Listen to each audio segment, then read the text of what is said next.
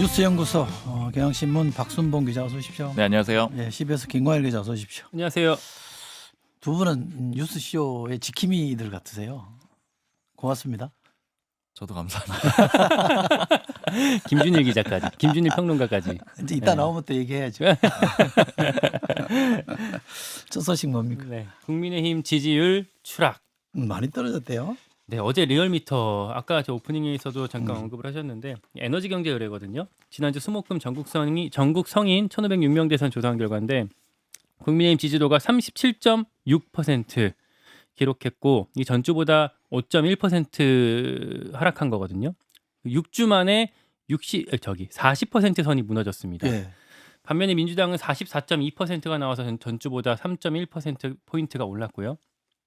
그리고 이거 말고 조기 대선을 전제로 해서 어디 뽑겠습니까? 라고 물었을 때도 집권 여당의 정권 연장 의견은 39%에 네. 불과했고 이게 전주보다 6.3% 포인트가 떨어진 거거든요. 네. 반면에 야권에 의한 정권 교체 의견이 55.1%가 나왔어요. 일주일 전보다 6.1% 포인트가 상승한 거거든요. 예. 이렇게 해서 정권 연장, 정권 교체 간의 차이가 무려 16% 포인트까지 벌어졌습니다. 예. 여론조사 추이가 중요하잖아요. 예. 추이를 좀 보면은 여기 그래픽 보실 수 있거든요. 저기 있네요. 예. 탄핵 소추안 가결 직후, 그러니까 12월 넷째 주가 정권 교체론이 60%까지 높았었거든요. 네. 그랬다가 1월달에 정권 연장론이 좀 치고 올라오면서 좀 비등비등하는 상황까지 갔었고, 예. 그러다가 지금 다시 정권 교체론이 확 올라간 상황으로 보시면 될 것 같습니다. 잠깐만요. 저 조사는 자동응답 전화조사 방식이고요. 자세한 내용은 중앙선거 여론조사 심의위원회 홈페이지를 참고하십시오. 네. 이거 빠뜨리면 안 된대요. 중요하다고 하니까. 갤럽, 한국갤럽 조사도 좀 비슷한 흐름이었어요. 비슷해요? 네. 네. 지난주 화수목 전국 성인 1,000명 대상으로 조사한 건데 금요일 날 발표됐거든요. 정당 지지도가 샘플 전체로는 국민의힘 민주당이 좀 비슷한데 중도층만 한정해서 보면은 국민의힘 22% 그리고 민주당이 40%로 국민의힘이 훨씬 밀려 있고요. 네. 이게 중도층 민심이 국민의힘에서 대거 이탈했던 게 2주 전이었는데 반복되는 모습이었어요. 네. 정권 유지랑 정권 교체도 정권 유지가 38, 정권 교체가 51로 리얼미터랑 좀 비슷한 흐름이었습니다. 그러네요. 네. 이걸 두고 중앙일보에서는 뜨거운 광장과 차가운 여론의 디커플링, 그러니까 탈동조화 현상이다. 그러니까 3.1절 집회 때 10수만 명이 나왔었잖아요. 그거랑 지금 배치된 흐름이다. 관망하던 중도층이 여권의 강경기류 확산에 거부감을 느끼면서 정권 교체론으로 기운 결과다라는 전문가 평가까지 인용이 됐고 네. 윤태곤 정치분석실장도 탄핵 반대쪽의 결집이 반대로 중도층의 역결집을 부른 모양새다. 뭐 이렇게 분석을 하고 있습니다. 네. 사정이 이렇다 보니까 차기 대선 주자 그 지지세도 여권 후보들이 못 뜨고 있어요. 다자대결 적합도를 리얼미터에서 조사한 게 이재명 민주당 대표가 46.3%, 반면에 김문수 장관 18.9, 한동훈 6.9, 홍준표 6.8, 오세훈 5.1, 유승민 2.1 이렇게 여권 주자들이 좀 다소 낮은 포인트를 기록하고 있었습니다. 근데 좀 자세히 보면 한 가지만 포인트를 보면은 김문수, 한동훈 두 사람이 좀 올랐고요. 네. 홍준표, 오세훈, 그러니까 명태균 사건이랑 좀 관련 있는 사람 이 두 사람이 좀 떨어졌습니다. 네. 갤럽 조사도요. 전화 조사원 인터뷰 방식으로 진행이 됐습니다. 이 또한 중앙선거 여론조사 심의위원회의 홈페이지를 참조하실 수 있습니다. 예, 박순봉 기자. 저는 이제 여권 쪽에 여론조사 좀 담당하거나 그런 뭐 전문성 있는 사람들한테 좀 물어봤는데 뭐래요? 반응이 일단 크게 두 가지로 나눠지는데 첫 번째는 그러니까 유의미한 조사다, 유의미하지 않다 이걸로 기본적으로 좀 나눠져요. 아, 그래요? 예, 유의미하지 않다라고 보는 데서 얘기하는 근거는 뭐냐면은 이번에 좀 내용들을 보면은 좀 디테일하게 보면 그러니까 보수에서 얼마나 잡혔느냐 이거를 좀 수치로 따져 보면은 한 29% 정도 잡혔거든요. 아까 리얼미터 조사 얘기를 하는 건데 네. 근데 29%면은 보통 이제 한국갤럽이나 다른 MBS 조사에 비해서는 좀 적게 잡힌 거기는 한데 리얼미터의 지난번 조사랑 비교하면 비슷하다라고 네. 합니다. 그러니까 보수를 잡힌 건 비슷한데 그럼 어디서 빠졌느냐? 그러니까 진보 보수에선 비슷한데 빠진 데는 잘 모른다라고 응답한 데서 국민의힘이 지난번에 38이었는데 이번에 27로 빠졌다라는 거예요. 그러니까 지난번에는 국민의힘이 여기서 많이 나왔는데 이번엔 적게 나왔다라는 거죠. 근데 이제 잘 모름이라고 응답한 부류에 대해서 이제 이걸 분석한 모 여권 관계자는 좀 때마다 바뀔 수 있는 사람들이라는 거예요. 그러니까 이제 귀찮기도 하고 그다음에 뭐 예를 들어서 좀 유명한 사람, 뭐 이재명 대표에 대해서는 우호적으로 바로 평가를 해줄 수도 있고 반대로 탄핵 그냥 잘못된 거 아니야? 아니 그 이제 개헌 잘못된 거 아니야? 이런 식으로 해서 좀 쉽게 판단을 해가지고 왔다 갔다 했을 수가 있다. 그래서 이거는 튀는 조사다 이렇게 주장을 하는 사람들이 있고 과표집이다 이런 얘기네요. 과표집보다는 표집은 비슷한데 잘 모름 응답에서 국민의힘이 많이 빠졌기 때문에 좀 유의미하지 않을 수 있다. 뭐 이렇게 주장을 하고는 있는 겁니다. 네. 근데 다만 이제 이런 사람들조차도 같은 기간, 그러니까 리얼미터 조사에서 다음번에도 마찬가지로 국민의힘이 빠졌다라고 하면은 이제 그건 추이로 봐야 된다. 이렇게 좀 걱정을 하고 있는 분위기가 있고요. 네. 그다음에 이게 유의미하다라고 보는 쪽에서는 이제 일반론적인 분석들이 있어요. 일단 첫 번째는 주자가 없기 때문에 벌어지는 현상 같다. 왜냐하면 민주당은 이재명 대표로 좀 굳건하게 차기 주자가 형성이 돼 있는 그림인데 국민의힘은 좀 왔다 갔다 하고 있잖아요. 네. 그래서 또 여기에다가 덧붙여서 하는 얘기들은 그 명태균 씨 관련된 논란들이 있잖아요. 여기서 좀 주로 타격을 많이 입는 인물들이 그 여권 주자들인데 예를 들어 오세훈 서울시장, 홍준표 대구시장 이런 인물들인데 그러다 보니까 지지층들이 좀 혼란을 겪으면서 좀 빠졌던 게 아니겠느냐 이런 얘기들도 하고요. 네. 그다음에 조정기다 이런 평가들도 합니다. 그러니까 조정기라는 거는 결국에는 그 탄핵 반대 집회가 불이 붙어가지고 보수가 결집하면서 지지율이 많이 받쳐주는 그런 그림이 있었는데 탄핵 변론 과정을 보니까 좀 설득력이 떨어지는 거 아니겠느냐. 그리고 이런 집회도 일정 시간 버티다 보면 결국 힘이 빠질 수밖에 없다라는 거예요. 그러니까 그러다 보니까 이게 조정기로 이런 상황이 벌어진 게 아니냐 이런 분석들이 좀 있고요. 그다음에 좀 연달아서 좀 볼만한 게 이 결국에는 이제 지지층 결집 그리고 중도층은 어떻게 할 거냐 이런 문제로 좀 양당이 다 돌아가고 있는 그림이거든요. 그러니까 이건 한번 예전에도 한번 짚어드린 적이 있는데 큰 틀에서 보면은 이 지지율 문제는 그러니까 어느 층을 공략할 거냐 문제는 수능 문제풀이랑 좀 비슷해요. 그러니까 예를 들자면은 지지층은 꼭 맞춰야 되는 좀 비교적 쉬운 문제들입니다. 네. 근데 중도층은 고난도 문제, 그러니까 쉽게 말하면 킬러 문항이랑 좀 비슷한 거예요. 그래요? 그러면 이제 점수가 좀 안 나오는 학생들 입장에서는 확실히 맞춰야 되는 문제부터 풀어야 되겠죠. 네. 그러니까 이제 지지층부터 먼저 가는 거죠. 그래서 양당은 일단은 그렇게 움직이기 시작을 하는데 지금 그림을 보면은 이재명 대표는 어쨌든 표면적으로 중도 보수 얘기하면서 중도층 공략으로 움직이기 시작을 한 거잖아요. 이 얘기는 네. 뭐냐면 일단 이제 나는 고난도 문제를 풀겠다. 왜냐면 난 1단계 문제는 다 풀었으니까. 이제 이런 그림이고 국민의힘 같은 경우에는 지금 아까 말씀드린 여론조사가 흔들리는 상황 자체가 1단계에서도 아직 자신은 없는 거예요. 그러니까 1단계가 완전 확실히 이제 굳건하게 잡혀있지 않기 때문에 이런 상황들이 좀 벌어지고 있다. 뭐 앞으로 짚어보겠지만 뭐 박근혜 전 대통령을 찾아간다라거나 계속해서 보수 결집 움직임으로 좀 보여주고 있고요. 그다음에 민주당 같은 경우에도 이게 초고난도 문항을 푼다라고 하지만은 이게 이제 아까 뭐 중도층을 왜 초고난도 문항, 그러니까 킬러 문항에 비유를 하냐면 맞추기도 어려울 뿐더러 계속 맞출 수가 없어요. 왜냐면 한번 뭐 정책이 잘 맞아가지고 중도층이 확 왔다가도 뭐 발언 잘못하거나 아니면 다른 정책 잘못 내놓으면 바로 떠나가는 거거든요. 또 마찬가지로 고난도 문항 풀다가 시간 모자라가지고 쉬운 문제 놓칠 수도 있잖아요. 지지층 이탈할 수도 있거든요. 고난도 문항 풀다가. 지금 이재명 대표의 상황이 좀 그런 거랑 비슷해 보이는데 예를 들어 반도체 특별법 뭐 주 52시간 예외 요거를 할까 말까 약간 고민하는 모습들을 보였잖아요.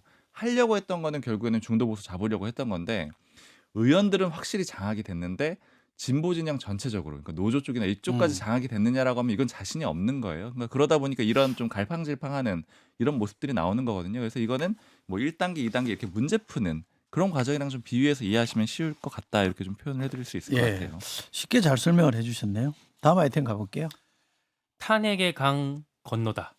탄핵의 바다라 그러더만요. 요즘은 더 넓어서 그런가 봐요. 그 탄핵의 강이라는 게 이제 보수에서 박근혜 전 대통령 탄핵에 찬성한 사람이나 반대한 사람이나 이제 과거는 묻지 않고 좀 하나로 묻어두자, 그냥 같이 가자, 단합하자. 라는 차원에서 2019년에 유승민 전 의원이 당시 자유한국당 황교안 대표한테 처음 쓴 뒤로 이제 보수 쪽에서 계속 회자되고 있는 말이잖아요. 아이러니하게도 윤석열 대통령 탄핵 국면에서 박근혜 전 대통령 탄핵의 강이 건너지는 모습이 보이고 있습니다. 국민의힘 권영세 비대위원장, 권성동 원내대표를 포함한 여당 지도부가 어제 대구에 있는 박근혜 전 대통령 사저에 방문을 했어요. 이 자리에서 박 전 대통령이 단합의 메시지를 전했습니다. 윤석열 대통령 수감된 상황에 마음이 무겁고 여당이 좀 단합해줬으면 좋겠다라는 일성을 냈고요. 이게 이제 어제 여권 전반에 퍼졌죠. 특히 인상적이었던 거는 권성동 원내대표. 예전에 그러니까 어제도 이 얘기를 하면서 박근혜 전 대통령이랑 좀 멋쩍게 회포를 풀었거든요. 8년 전에 탄핵소추위원장이었잖아요. 네. 그러니까 지금의 이제 정청래 법사위원장처럼 탄핵을 주도했던 이제 사람이었는데 대통령께서 사랑을 참 많이 주셨었는데 제가 마음을 아프게 해드려서 너무 죄송하다라고 먼저 얘기를 건넸고요. 여기에 대해서 박근혜 전 대통령이 다 지난 일인데 이제 너무 개의치 말고 나라를 위해서 열심히 해달라. 이제 다 묻고 가자라는 차원의 메시지를 주고받았습니다. 제 마음은 아픕니다. 네, 네, 제 마음이 아프다. 네. 지도부가 어제 왜 그 대구까지 갔을까, 사저까지 갔을까?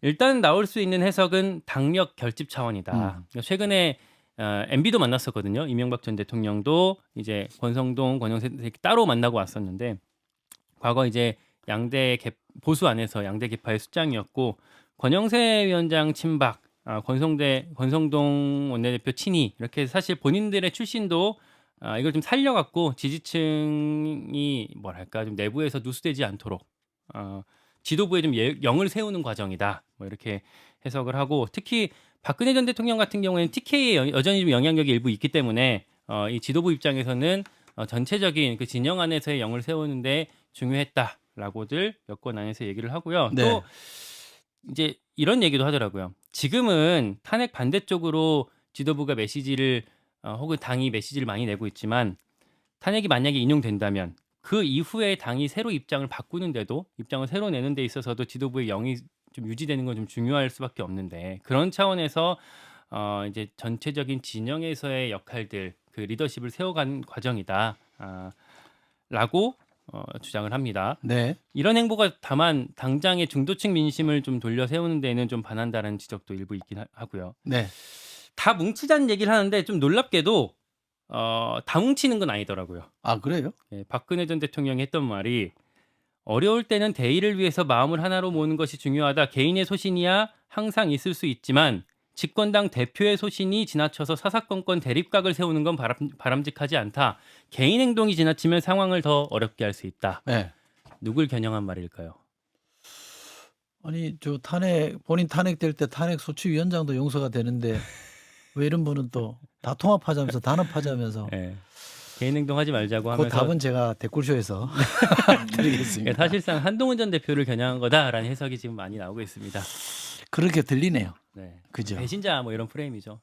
그러니까 여기에 이제 용서하는 대상에 개의치 말라고 하는 대상에 유승민 전 대표도 포함이 안 되는 거겠죠? 그러겠죠. 알겠습니다. 박 기자님. 네. 큰 틀에서 보면 이제 아까 짚어드렸던 그 결집, 그러니까 1단계 문제를 계속 풀고 있는 그 행보라고 보시면 되고요. 그다음에 지도부 입장에서 한번 좀 살펴볼 필요가 있어요.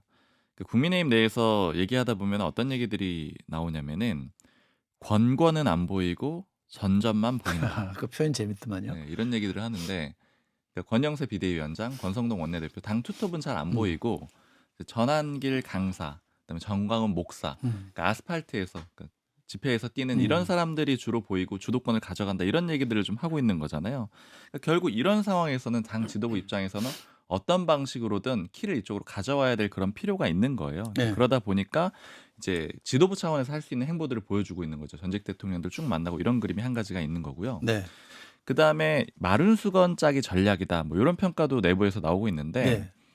있는 걸 최대한 다 짜가지고 그러니까 보수 쪽에 있는 그 결집할 수 있는 결집은 최대한 다 끌어가겠다라는 얘기인데 이 권영세 비대위원장의 전략을 제가 한번 전에도 말씀드린 적이 있는데 지도부의 모 의원이 이렇게 얘기를 하더라고요. 비대위 구성할 때 비대위원들 탕평을 가장 기준으로 해가지고 했는데 그러면서 권영세 비대위원장이 했던 얘기가 어느 한쪽이라도 잃지 않고 잘 모아가지고 가야지 기회가 올 수가 있다. 이렇게 권영세 비대위원장이 생각을 하고 있다라는 거예요. 네. 그러니까 어느 한쪽도 이탈하지 않도록 하기 위한 행보들을 이게 뭐 결국에는 보수 결집이 될 텐데 이런 그림을 계속 이어가고 있다. 이렇게 좀 볼 수가 있는 거고요. 그런데 이제 이 부분에서 문제가 생기는 게 뭐냐면은 개별 의원들하고 좀 행보에서 차이가 나타날 수가 있는 거예요. 그러니까 왜냐면은 개별 의원들은 지금 전한길 강사나 아니면 정강훈 목사 집회 가가지고 계속해서 좀 돋보이고 싶어하는 그런 그림들이 있거든요. 네. 뭐 대표적으로 예를 들어 박수영 의원 지금 단식하고 있는데 전한길 강사가 와가지고 뭐 목도리 둘러주고 뭐 이런 그림들이 있었어요. 그러니까 이런 차이는 그러면 왜 나타나는 거냐면 결국에는 의원들은 별로 또 상관이 없는 거예요. 의원들은 그냥 주목을 받으면 되거든요. 근데 지도부 입장에서는 어떻게든 당 중심으로 가져와야 되고 사실 그리고 내부적으로 분위기를 보면은 장기적으로는 결국 중도층으로 가야 된다라고 보고 있거든요. 그러면 그 발판을 어느 순간 만들어야 되는데 그런 것들이 지금 개별 의원들의 이 행보하고 엇갈리게 되는 거고 그래서 이제 대선을 기준으로 보느냐 총선을 기준으로 보느냐라고 네. 했을 때는 개별 의원들은 사실 총선이 훨씬 더 중요할 수가 있거든요. 그렇겠죠. 네, 네, 나 네. 주목받고 네. 그다음에 보수 그 아스팔트 지지층들이 나 지지해 주면은 다음에 총선에서 이길 수 있다 이런 생각들을 갖고 있기 때문에 이런 괴리가 좀 나타난다 이렇게 볼 수가 있고요. 또 좀 연결해서 주목이 됐던 게 어제 이재명 대표가 페이스북에 글을 썼는데 뭐 그런 글을 썼습니다. 국민의힘 아마 이제 앞으로 85일 이내에 윤석열 대통령 배반할 거다, 배신할 거다 이런 글을 썼는데 이것도 제가 흐름으로 짚어보면 이재명 대표 측에 물어봤을 때 국민의힘이 앞으로 향후 대응 중에 가장 걱정되는 태세가 뭐냐라고 물어보면은 윤석열 대통령이랑 선긋기라는 거예요. 네. 그렇게 하고 윤 대통령 탄핵되고 이전 그림이 완전히 정리가 되면 완전히 새로운 상황에서 싸우게 되는 상황은 좀 부담된다라는 건데 이거를 이재명 대표가 너네 그렇게 할 거야 그렇게 할 거야 계속 예고를 하는 거는 어떻게 보자면은 그렇게 하지 마라는 메시지로 볼 수도 있다라는 거죠. 그래서 너네 그렇게 갈 거라고 내가 말한 대로 하긴 싫을 거 아니에요. 이재명 대표가 말한 대로 하긴 싫을 테니까 그런 그림으로 계속 끌어가는 거다. 뭐 이런 얘기들도 좀 있고요. 네. 그다음에 어제 박근혜 전 대통령 만났을 때 두 번째 메시지는 결국 이제 한동훈 전 대표에 대한 메시지잖아요. 이건 이제 지도부의 의중이 반영돼 있다라고 볼 수 있죠. 이 메시지를 박근혜 전 대통령이 얘기를 했겠지만 지도부가 어떤 얘기를 바꾸에 나가서 할지는 서로 조율을 하는 거잖아요. 그러면 첫 번째는 권성동 잘못했다. 두 번째는 한동훈 나빠. 이 두 가지 메시지를 내놓은 건데 결국 이제 친한계 쪽의 반응을 좀 들어보니까 이제 이런 얘기를 또 해요. 국민의힘이 지금 중진의 힘 아니냐. 중진의 힘 결국 이거는 개파를 떠나서 세대 교체되는 걸 두려워하는 거고 한동훈 전 대표가 오는 걸 두려워하는 거다. 이런 얘기를 하면서 좀 인상적으로 짚어봐야 된다라고 하는 얘기들이 뭐냐면 어제 한동훈 전 대표가 페이스북에 글을 썼는데 이제 납세자의 날인데 네. 그때 이제 상속세 바꿔야 된다 이런 글을 하나 썼거든요. 네. 근데 여기 보면 논리 구조가 뭐 59의 납세자의 날입니다. 그런데 정상화되지 못했습니다. 30년 전이랑 똑같습니다. 그냥 이제 서울에 뭐 마포의 집 한 채도 넘겨주기 어렵게 됐습니다. 이렇게 하나 올렸는데 김대식 원내수석 대변인이 또 논평을 냈는데 거의 글이 흡사해요. 이제 기사 쓸 때 보면 거의 구조를 그대로 가져왔고 심지어 표현도 가져왔거든요. 왜냐면 뭐 상속세 정상화, 여기도 상속세 정상화, 30년 동안 안 변했다. 뭐 서울에 집 한 채 못 준다. 이런 내용들을 그대로 가져왔거든요. 그래서 지금 나오는 반응들은 한동훈 전 대표 비판하면서도 이건 뭐 친한계 쪽의 입장인데 결국 우리 논리 가져다 쓰고 있지 않느냐. 결국 우리가 대안이다. 뭐 이런 얘기들도 좀 수면 아래서 하고 있습니다. 알겠습니다. 다음 소식 뭡니까? 트럼프 관세 강행. 행정명령 서명했다는 거죠? 네, 네. 조금 전에 서명이 됐어요. 네. 이게 뭐냐면 트럼프 미국 대통령이 중국에 대한 10% 추가 관세를 부과하기로 한 거고요. 그러니까 이게 좀 헷갈리실 수 있는데 10 플러스 10, 총 20입니다. 20%예요. 그러니까 한 달 전에 10% 관세 부과하겠다라고 하면서 이제 뭐 마약, 펜타닐 그 중국이 대응 제대로 못하고 있지 않느냐라는 이유로 10%를 얘기했었고 근데 지난 주말에 여기에 더해서 10%를 더 물겠다라고 예고를 했거든요. 거기에 대한 행정명령에 조금 전에 서명을 한 겁니다. 그러니까 30을 유예했던 10%도 하고 네. 거기다 더해서 또 10% 네, 묶고 따버리네. 그렇죠. 네. 이거는 현지 시간 4일, 그러니까 우리 시간으로 한 오늘 밤 정도부터 본격적으로 시작이 부과가 될 거예요. 네. 중국한텐 그렇고 우방국인 캐나다, 멕시코에 대한 25% 과세도 예정대로 현지 시간 4일부터 시작이 됩니다. 아, 중국은 유예한 게 아니었죠? 그쵸. 그렇죠. 그냥 더하기만 한 거군요. 네, 들어갔고 거기 캐나다, 추가로 멕시코가 유예했죠? 네. 네. 그게 이제 오늘 밤부터 시작이 될 거고 네. 그거에 대해서 이제 뭐 그냥 블러핑 아니냐 이런 말만 해놓고 협상하려고 하는 거 아니냐라는 의심이 많았고 물론 지금도 여전히 있습니다만 아니다 실제로 할 거다라고 트럼프 대통령이 어제 공표를 확인을 했어요. 그리고 미국산 제품에 대한 관세랑 비관세 장벽을 고려해서 상호 관세 4월 2일부터 부과할 거다. 이것도 역시 또 재확인을 했습니다. 그리고 났더니 어제 미국 증시 3대 지수가 다 급락했어요. 조금 전에 이제 장이 마감이 됐는데 다우존스 1.48%, S&P 1.76%, 나스닥 2.64%가 떨어진 상태로 마감이 됐고요. 비트코인 같은 경우에도 사실 어제만 해도 트럼프가 가상자산에 대한 그 전략 비축을 추진한다. 그러니까 정부가 단순히 비축하는 것뿐만 아니라 앞으로 정기적으로 사들이겠다라는 선언을 한 거거든요. 그러면서 가격이 급등했었어요. 한 9만 5천 달러까지 올랐었어요. 그러니까 최근에 한 7만 달러대까지 확 떨어졌었다가 네. 어제 9만 5천 달러대까지 확 올랐었는데 이 관세 강행 발표가 난 뒤로 다시 급락하면서 8만 6천 달러 정도까지 떨어졌어요. PD가 끝내라는데 어떻게 하죠? 한 말씀 하세요. 네. 그 정도 재량은 있겠죠. 뭐.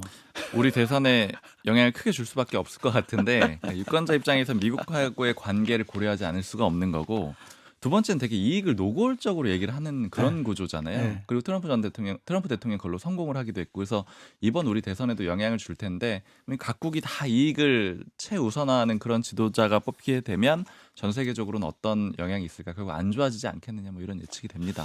알겠습니다. 우리도 빨리빨리 준비를 서둘러야겠습니다. 뉴스연구소 김광일 기자, 박순봉 기자였습니다. 두 분 고맙습니다. 감사합니다.